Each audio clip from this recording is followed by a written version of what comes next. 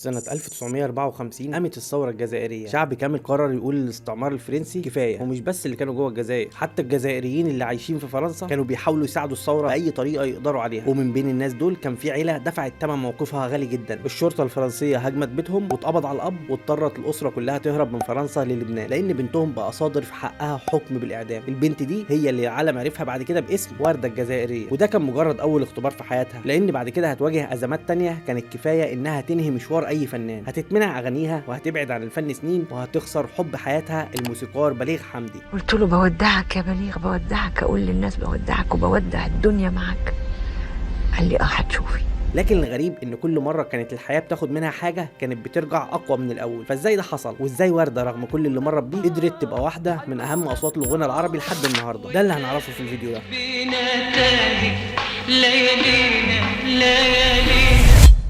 في القرن ال19 وتحديدا سنة 1830 كانت أصعب سنة عدت على حياة الجزائريين، وده بسبب الاحتلال الفرنسي للجزائر اللي بدأت معاه واحدة من أصعب الفترات في تاريخ الشعب الجزائري. الفرنسيين فرضوا سيطرتهم على البلد واستولوا على مساحات كبيرة من الأراضي، وتعاملوا مع الجزائريين بسياسات تمييز وظلم. فبقى أهل الجزائر عايشين تحت ضغط مستمر، مش بس بسبب الاحتلال نفسه لكن كمان بسبب الظروف الاقتصادية والاجتماعية الصعبة اللي اتفرضت عليهم. ومع زيادة ضغط الاستعمار بدأت أعداد كتير من الجزائريين يسيبوا بلدهم. في ناس سافرت وناس هاجرت، ومنهم اللي راح فرنسا نفسها، وده كان في وقت فرنسا محتاجه فيه عمال كتير، خصوصا في المصانع والمناجم والشغل اللي كان محتاج اعداد كبيره من العمال. ومع الوقت بدا عدد الجزائريين في فرنسا يزيد، وراحت عائلات كتير هناك وهي شايله معاها حياتها وذكرياتها من الجزائر، وبدات تحاول تعيش وتكون حياه جديده في فرنسا. ومن بين العائلات الجزائريه اللي استقرت في فرنسا كانت في عيله على ميعاد مع حدث هيغير تاريخ الفن العربي بعد كده، وهي عيله الحاج محمد فتوكي اللي سافر واستقر في فرنسا واسس هناك مطعم كان هو مصدر رزقه. وفي يوم 22 يوليو سنه 1939 اتولدت بنته وردة محمد فتوكي، واللي عرفناها بعد كده باسم وردة الجزائرية.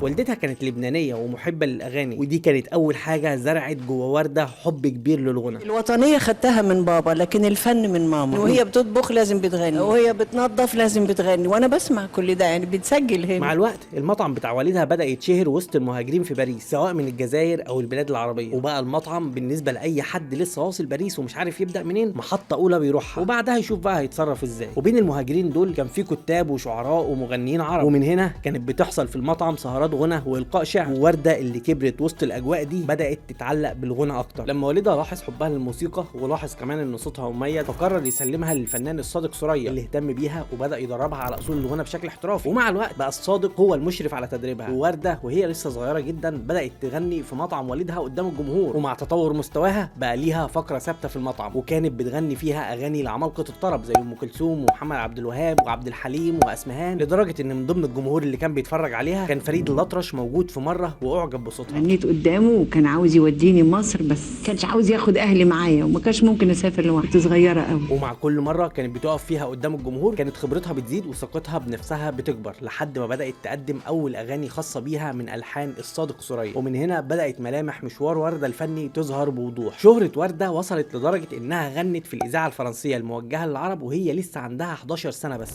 ورده كبرت وهي شايله جواها حب الفن، وفي نفس الوقت حب كبير لبلدها الجزائر، وكانت متاثره جدا بسبب الاحتلال الفرنسي لبلدها، وكمان بسبب هجرتها هي واهلها وغيرها من الجاليات الكتير اللي كانت دايما بتشوفهم في المطعم بتاعهم. فده كله كان بيأثر فيها ويزود جواها حبها لوطنها. وعشان كده مع بدايه ثوره التحرير اللي قام بها الجزائريين واللي بدات سنه 1954 كانت طبعا هي واهلها من الداعمين الرئيسيين للثوره عشان حبهم لبلدهم، وعشان كده كانوا بيوزعوا منشورات على العرب في فرنسا عشان ينشروا القضيه اكتر واكتر. وطبعا بما انهم عرب وبيساندوا القضيه واصلا المطعم بتاعهم مشهور، فكانوا بيسمحوا للمجاهدين ان هم يخبوا الاسلحه بتاعتهم في المطعم بتاعهم. وبسبب كده الشرطه جت وقفلت ليهم المطعم، وما اكتفوش بكده ده كمان اتقبض على والدها. قفلوا المحل وخدوا السلاح وسجنوا بابا 15 يوم تحت الدش البارد، كان عنده ايامها 70 سنه. بعد ما والدها خرج ورده حبت تدافع عن وطنها اكتر وعن والدها واللي حصل له، فقررت تستخدم صوتها وقتها في دعم المقاومه، وغنت اغاني وطنيه بتطالب فيها بالاستقلال. وبسبب الموقف ده صدر عليها حكم بالإعدام في فرنسا، فاضطرت هي وأسرتها يهربوا للبنان. أبوك مطارد من البوليس الفرنسي، جئت إلى بيروت، هربت أنت والعائلة إلى بيروت مسقط أمي، يعني بلاد أمي. من هنا بدأت صفحة جديدة في حياتها لما بدأت تغني في كازينو اسمه طانيوس، واللي كان وقتها من أشهر الأماكن اللي بيطلع منها نجوم الغنى. وفي الفترة دي وردة ما كانتش بتغني بالعربي بس، لكنها كمان كانت بتقدم أغاني بالفرنساوي، وده كان طبيعي بالنسبة لها لأنها اتولدت وكبرت في فرنسا. بس المقصود ان لسه الهويه العربيه بتاعتها ما كانتش لسه اتكونت في الغنى. المهم خلال وقت قصير بدات ورده تلفت الانظار واسمها ينتشر، وده رغم انها كانت لسه في بدايه مشوارها الفني، لدرجه ان في روايات بتقول ان الموسيقار محمد عبد الوهاب سمعها في مره وانبهر جدا بصوتها وحاول يقنع اهلها انها تنزل مصر لكنهم رفضوا وقتها. وفي روايه تانية بتقول ان المخرج حلمي رفله هو اللي اكتشف موهبتها وشجعها انها تيجي مصر. ومهما اختلفت الروايات حوالين مين كان صاحب الفضل الاكبر في اكتشافها الا ان ورده في النهايه نزلت مصر. ووقتها بقى اللي تولى تدريبها كان هو محمد عبد الوهاب نفسه. ده علمني التركيز في الكلام عشان مخارج الفاظي. انا في الاول جايه جزائريه من الجبل، يعني البيئه بتاعتي جزائريه. وعلمني الصلاه. اول حفله غنيت له في يوم وليله، انا فاكره اني يعني انا اخدت سكسيه في الحفله، الناس مبسوطه مني، لكن هو جالي البيت بقى في الباب كده، ايه اللي هببتيه ده؟ نعم يا استاذ في ايه؟ الناس كانت مبسوطه. ايوه بس انا مش مبسوط، انت ما غنيتيش زي ما علمتك. ومن هنا بدات مرحله جديده تماما في حياتها الفنيه. اول ما بتنزل بياخدها حلمي رفله تشارك في اول عمل فني ليها في حياتها، وهو دور المظ في فيلم المظ وعبد الحمولي. وغنت في الفيلم ده اغنيه يا نخلتين في العلالي، واللي كان بيلحن الاغنيه دي كان بليغ حمدي. ووقت الشغل سوا بدات اول شراره لقصه الحب اللي هتغير حياه الاثنين، وهتبقى واحده من اشهر قصص الحب في تاريخ الوسط الفني، لدرجه ان بعد فتره من حبهم راح بليغ لاهل ورده عشان يتقدم لها لكنهم رفضوه. والدي رفضوا لاني كنت بحبه. لكن الحقيقه ان اعجاب ورده ببليغ ما كانش بدا وقت تعاونهم مع بعض. القصه بترجع لسنين قبلها، من وهي صغيره كانت عاشقه للفن والسينما، وفي مره بالصدفه راحت تتفرج على فيلم الوساده الخاليه سنه 1957. سمعت في الفيلم ده اغنيه تخنوه لعبد الحليم حافظ، وكانت من تلحين بليغ حمدي. التلحين وقتها خطف قلبها واعجبت جدا بموهبته، لدرجه انها بقت معجبه بالملحن نفسه قبل حتى ما تشوفه او تعرفه. وعمره ما خانكم. الراجل ده هعرفه وهغني له وهتجوزه. شوف انا صغيره شوف الاصرار. في نفس الوقت ده كان الرئيس جمال عبد الناصر معجب جدا بموهبه ورده، فاول ما نزلت على مصر طلب انها تشارك في اوبريت الوطن الاكبر اللي اتعمل سنه 60. وفعلا بتنضم ورده للاوبريت جنب مجموعه من اكبر نجوم الغنى في الوطن العربي وقتها. وطني الثوره على استعمارهم، املا جزايرك نار دمرهم. واختيار ورده ما كانش بسبب صوتها وبس، لكن كمان لانها كانت جزائريه، ومصر وقتها كانت اكبر داعم لثوره الجزائر، فوجودها في الاوبريت كان بيعبر عن روح الوحده العربيه اللي كانت موجوده في الفتره دي. وفي نفس الوقت الاوبريت ده كان نقطه مهمه جدا في مشوارها، لانه خلى اسمها يوصل لجمهور اكبر في الوطن العربي. لا في الجزائر ولا في عمان تهدى الثوره على الطغيان. بعد كده في سنة 62 بينزل فيلم المظ وعبد الحمولي اللي كانت صورته وردة من 5 سنين في سنة 57. ليتين في العالم يا بلاحهم دواء. ووقتها الفيلم حقق نجاح ضخم، ومن هنا بقى اسم وردة معروف وبيتردد كتير في مصر. روحي وروحك حبايب. والنجاح ده فتح لها ابواب كتير، لدرجه ان الملحن رياض السنباطي طلب يشتغل معاها، وفعلا قابلته ولحن لها اغنيه لعبه الايام اللي نزلت سنه 63 وحققت نجاح كبير جدا.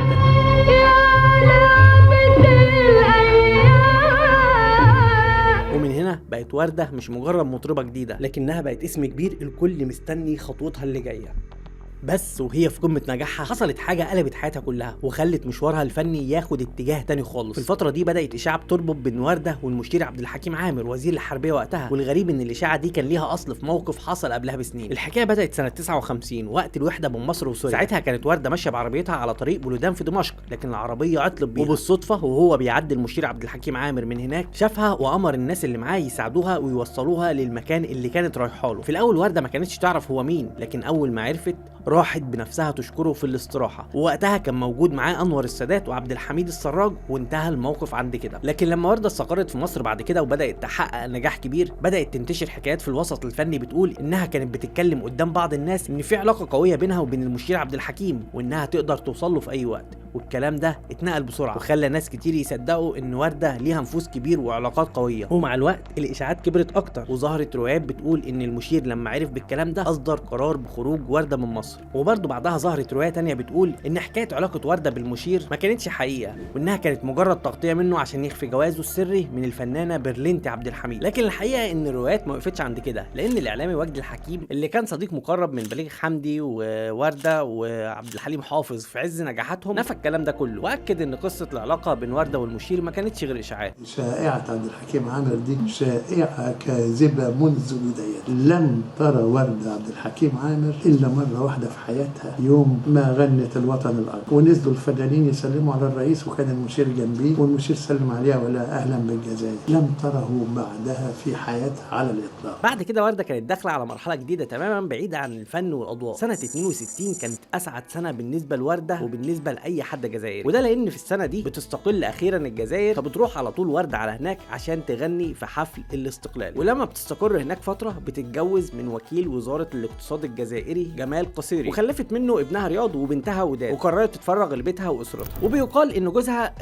جمال قصيري هو اللي طلب منها أصلا إنها تعتزل وتبعد عن الغنى. ولمدة حوالي 8 سنين اختفت وردة تماما عن الساحة الفنية، لا بتغني ولا بتسجل أغاني، وكأن مشوارها الفني وقف عند اللحظة دي. لكن بعد حوالي 8 سنين من البعد عن الفن حصلت نقطة التحول اللي غيرت حياة وردة من جديد. سنة 72 طلبها الرئيس الجزائري هواري بومدين عشان تشارك بالغنى في احتفالات عيد استقلال الجزائر. وقتها وافقت وردة، وكان اللي بيتولى تلحين أغانيها في الحفلة هو بليغ حمدي، ودي كانت أول مرة يجتمعوا فيها من جديد بعد سنين طويلة. وفي الوقت ده بليغ كان ملحن أغنية بتعبر عن اشتياقه لوردة ولخصت مشاعره ليها باسم العيون السود، وسمعها الأغنية لما قابلها وقال لها إنه مستنيها تنزل مصر تاني وتغني الأغنية دي.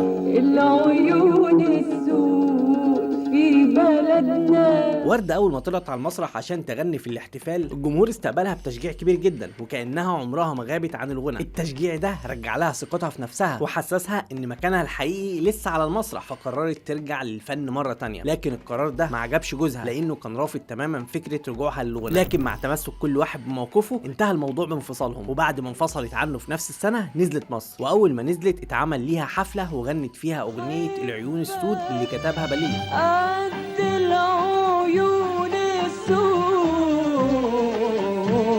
بحبك. وده كان اول ظهور قوي ليها بعد الغياب. وطبعا الاغنيه حققت نجاح ضخم، والنجاح ده لفت الانظار ليها وخلى المنتجين يرجعوا يهتموا بيها من جديد. ومن هنا رجعت قصه حبها القديمه مع بليغ حمدي تكمل من المكان اللي وقفت عنده. وبعد شهور قرروا انهم يتجوزوا، وتحديدا سنه 73 اتجوز الاثنين، وبدات واحده من اهم المراحل في حياتهم. مع بدايه حياتهم الشخصيه سوا بدات كمان مرحله جديده ومهمه في حياتهم الفنيه، وده حصل في نفس السنه بعد نصر اكتوبر. بعد بيان النصر الحماس الوطني عند بليغ حمدي كان في اعلى حالاته، فقرر انه لازم يعمل اغنيه عن نصر اكتوبر، رغم ان ظروف الحرب وقتها كانت منع تقديم اغاني جديد. لكن بليغ ما استسلمش واخد ورده وراح بيها على مبنى الاذاعه والتلفزيون، وفضل يصر على انهم يسمحوا له بالدخول لحد ما وافقوا فعلا، ودخل هو ورده. وهناك بدا بليغ يلحن الاغنيه وورده سجلتها، وبعد ساعات قليله خرجت للنور اغنيه وانا على الربابه بغني، اللي حققت نجاح كبير جدا وبقت واحده من اشهر اغاني الفتره دي. وانا على الربابه بغني.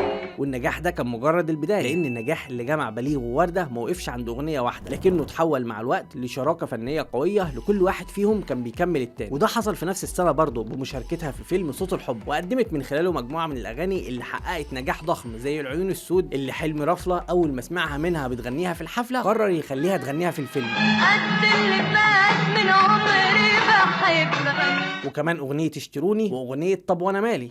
اشتروني واشتروا خاطر عيوني مالي.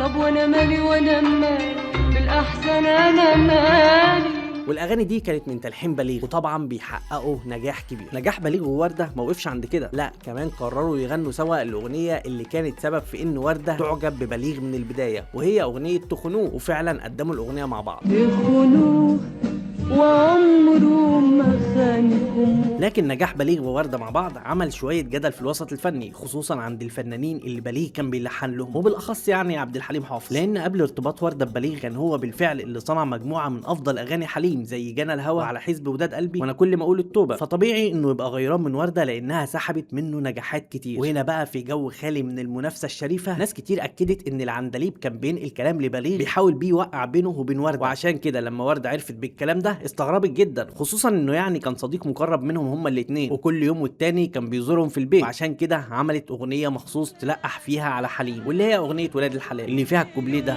قاعدين في بيتنا ويطلعوا ويجيبوا في سيرتنا كل يوم، واللي زي ما هو شائع ان كان قصدها على حليم. عملت ايه؟ بعد جايبه سيد مرسي مؤلف وراح عمل لها اغنيه ولاد الحلال. ووسط المنافسه دي كانت ورده نفسها بتثبت يوم بعد يوم ان علاقتها ببليغ مش مجرد قصه حب، لكنها كمان كانت بتصنع واحده من اهم مراحل نجاحها الفني. وفعلا فتره السبعينات كانت من اقوى الفترات في مشوارها الفني، نجاحاتها كانت بتزيد سنه بعد سنه، خصوصا بعد تعاونها المستمر مع بليغ اللي كان وراء اغلب اعمالها الناجحه. ومن ابرز النجاحات دي كان وقت مشاركتها في مسرحيه تمر حنه، واللي قدمت فيها مجموعه من الاغاني اللي حققت نجاح كبير زي اغنيه زمان وحبايبنا جم بالسلامه ووعد مكتوب. يجيب لي الزمان حبيبي من زمان، واللي ما حبوش حبايبنا لا ملامة عليهم لا ملامة، وعد ومكتوب. وكل الاغاني دي كانت من الحان بليغ، وما كملتش نجاحها على المسرح وبس، لا لكن كمان حققت نجاح كبير بمجموعه اغاني مميزه في فيلم حكايتي مع الزمان. وبعد عرض الفيلم اتجمعت اغانيه في البوم وضم مجموعه من اشهر اغانيها وقتها زي لولا الملامه ووحشتوني وبكره يا حبيبي. لولا الملامه يا هوا لولا الملامه، وحشتوني وحشتوني وحشتوني وبكره حبيبي حنرسم سوا. لكن زي ما النجاح كان بيجري وراها، الازمات برضو كانت بتظهر فجأة، لان سنة 77 جالها دعوة عشان تحيي حفلة في ليبيا، وفعلا راحت وابدعت في ليبيا وكسرت الدنيا هناك. لكن اول ما رجعت مصر اتفاجئت ان اغانيها اتمنعت، والسبب كان ان مشاركتها في الحفلة اتفسرت وقتها على انها نوع من المجاملة للرئيس السابق معمر القذافي. وده حصل في وقت كانت العلاقات السياسية بين مصر وليبيا متوترة جدا، وكانت الخلافات بين الرئيس انور السادات ومعمر القذافي في اسوأ حالاتها. ولما السادات عرف بالموضوع صدر قرار بمنع اغانيها كلها، وده طبعا اثر فترة على مشوارها بعد كده. منعت 2.5 سنين اني اغني ويتحط لي افيشات وفي الاذاعه ما تزعليش، شدوا ودني مده طويله شويه. ده كان بسبب انك غنيتي في ليبيا. الازمه دي كانت ممكن توصلها انها تتمنع من الاقامه في مصر، لكن المره دي الوضع كان مختلف لانها كانت واخده الجنسيه المصريه بعد جوازها من بليغ. في نفس الوقت كانت بتصور فيلم اسمه يا ليل يا زمن. الفيلم ده فعلا ما نجحش، بس في الفيلم ده عملت قنبله اغاني بتحقق نجاح كبير بعد نزول الاغاني دي بعد كده، زي اغنيه حنين وطبعا اغنيه ليالينا. وتاهت بينا تاهت ليالينا ليالينا. والازمه دي ما بتطولش كتير، لان سنه 78 رجعت بقوه من خلال اغنيه في يوم وليله. خدنا حلاوه الحب.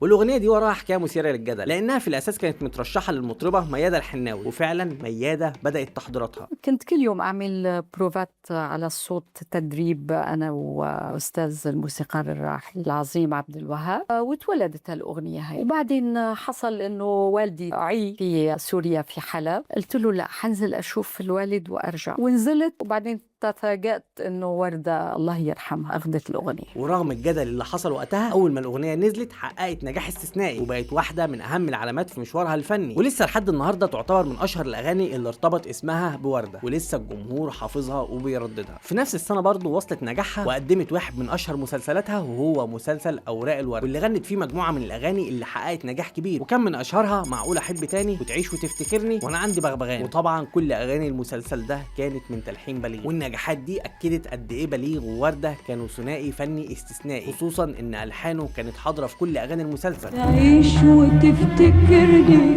اكتر ما انت فاكرني، انا عندي بغبغان غلباوي بنص لسان، معقول احب تاني ازاي لك مش معقول.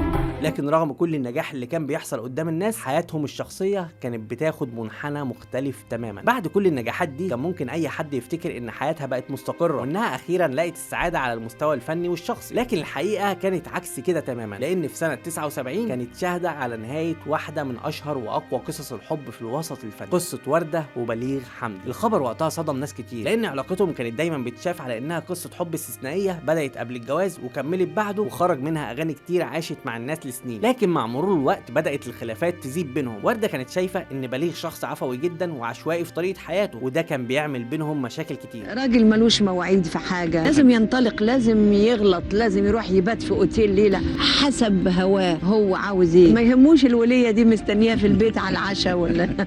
ورغم ان ده كان سبب من اسباب الخلاف، الا انه ما كانش السبب الرئيسي للطلاق. السبب اللي اتردد وقتها واللي عمل ازمه كبيره هو انتشار اشاعات بتقول ان بليغ كان بينه وبين سميره سعيد علاقه عاطفيه، وده حصل في نفس الفتره اللي كانت فيها ورده بتمر بازمه صحيه وموجوده في المستشفى. بليغ حمدي يحتفل بعيد ميلاد سميره سعيد، وهذا الحفل كان السبب في طلاق بليغ من وردة. اهو انا شفت في الجورنال وانا على سرير المرض انه النهارده يتزوج بليغ سميرة سعيد. يمكن كذب واكيد كذب، انما قريت ده فشو انا طلبت الطلاق من السرير ده. سواء كانت الاشاعات دي حقيقه او لا، فهي زودت الخلافات بينهم، وفي النهايه انتهى الجواز بالطلاق. الانفصال ده ما اثرش على حب حد فيهم للتاني، وده ظهر بوضوح بعد الانفصال لما بليغ لحن اغنيه الحب اللي كانت متوجهه لوردة، وغنتها بعد كده ميادة الحناوي. وناس كتير من القريبين منه اكدوا ان بليغ كان كل الاغاني اللي كان بيلحنها بعد الانفصال كانت لوردة في الاساس، وانها كانت بتعبر عن مشاعره بعد الانفصال. بليغ اكتر انسانه حبها في حياته هي وردة الجزائريه بدون ادنى شك يعني، واحنا كلنا كنا مراسيل لبليغ حمدي. حتى انت كنتي مرسله؟ طبعا. ومن بعد الانفصال لا هي اتجوزت ولا هو فكر يدخل تجربه جواز جديده، وكأن قصه حبهم انتهت على الورق، لكنها فضلت عايشه جواهم لاخر العمر. لكن الغريب ان تاثير قصه بليغ ووردة ما وقفش عند الانفصال، وكل واحد فيهم بدا يعبر عن وجعه بطريقته، وفضلت المشاعر دي تظهر في اختياراتهم الفنيه حتى بعد سنين. زي مثلا سنه 82 لما قدمت وردة واحده من اشهر اغانيها وهي اغنيه اكدب عليك، وكانها كانت بتتكلم بلسان ست بتحاول تخبي وجعها وهي عارفه ان اللي فات لسه مأثر فيها.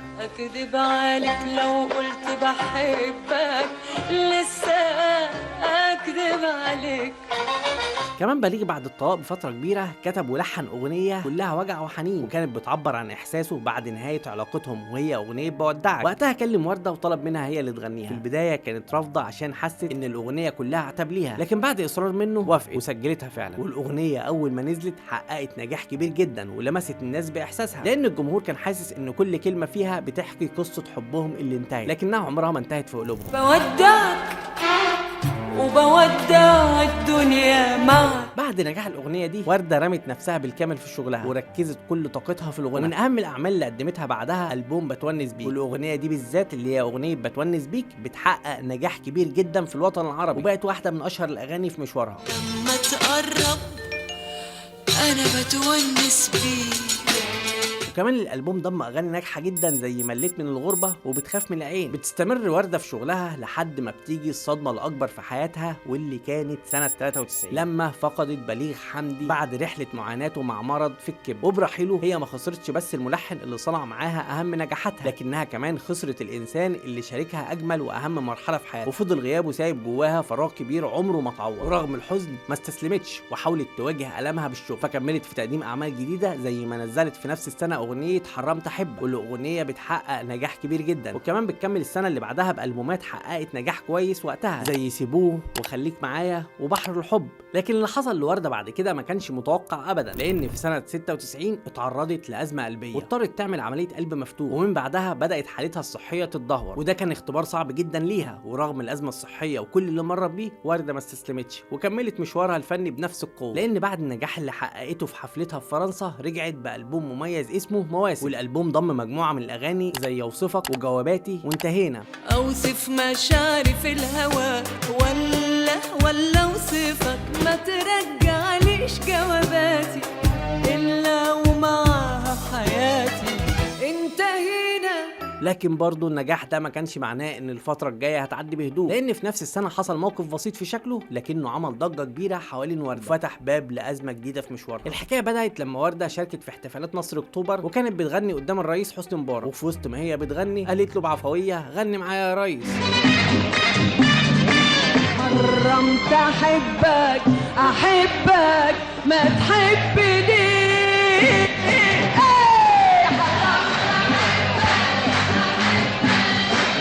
الجمله دي عملت وقتها جدل كبير، وبعدها انتشر كلام ان الجمله ضايقت سوزان مبارك وكمان المسؤولين اللي حوالين الرئيس، وبسبب الموقف ده من بعدها اسم وردة اختفى من الاعلام لفتره، واتمنعت كمان من الغنى في الحفلات الرسميه. بالفعل بتغيب وردة عن الساحه الفنيه لكام سنه، لكنها بترجع سنه 2001 بالبوم لو محتاج. في الفتره دي بدا ظهور وردة يقل بشكل واضح، خصوصا ان جسمها ما بقاش زي الاول بعد العمليه، وصحتها بدات تتدهور اكتر مع الوقت. ورغم التعب ده وردة برضه ما بعدتش عن الفن بشكل كامل، وفضلت من وقت للتاني تظهر لجمهورها وتقدم اعمال جديده. الجديده، وعشان كده بنشوفها سنه 2006 بترجع بألبوم آن الأوان اللي ضم مجموعه من الاغاني المميزه زي كأنك معايا ومن غير عتاب ووحدي. بس مع تدهور حالتها الصحيه بدأ التعب يبان اكتر على وردة، وده ظهر بشكل واضح في ألبومها الاخير اللي ضاع من عمري. وقتها الألبوم اتعرض لانتقادات من الجمهور خصوصا بسبب التغيير الواضح في صوت وردة مقارنه بصوتها في ألبوماتها القديمه، وكمان عشان الألبوم جه بعد غياب طويل فكان الجمهور متوقع ان رجوعها هيكون اقوى ويحقق نجاح اكبر. لكن الحقيقه ان الألبوم كان فعلا اخر محطه فنيه لوردة، وبعده بدأت حالتها الصحيه تتدهور بشكل اسرع والتعب بدأ يزيد عليها يوم بعد يوم. وفي يوم 17 مايو سنه 2012 اتعرضت وردة لأزمه قلبيه مفاجئه في بيتها وتوفت عن عمر 72 سنه. وبوفاتها سكت واحد من اجمل الاصوات اللي عرفها الوطن العربي. رحيلها كان صدمه كبيره لجمهورها في كل مكان، وحزن عليها الملايين من محبيها لانها كانت واحده من اجمل الاصوات اللي عاشت مع اجيال كامله، وقدمت عشرات الاغاني اللي لسه عايشه لحد النهارده. واول ما الرئيس الجزائري عرف خبر وفاتها بعت طياره عسكريه مخصوص عشان تنقل جثمانها للجزائر، وده تنفيذا لوصيتها انها تدفن في بلدها. وبالفعل رجعت وردة للجزائر للمره الاخيره واتعملت جنازتها هناك. وبرحيلها انتهى مشوار انسانه، لكن عمره ما انتهى مشوار صوتها، لان اللي بنته وردة على مدار سنين كان اكبر بكتير من انه يختفي برحيلها. ويمكن اخر دليل على ده ان صوت وردة فضل حاضر حتى بعد وفاتها، بعد ما نزلت اخر اغنيه ليها وهي اغنيه ايام اللي كانت مصوراها قبل وفاتها.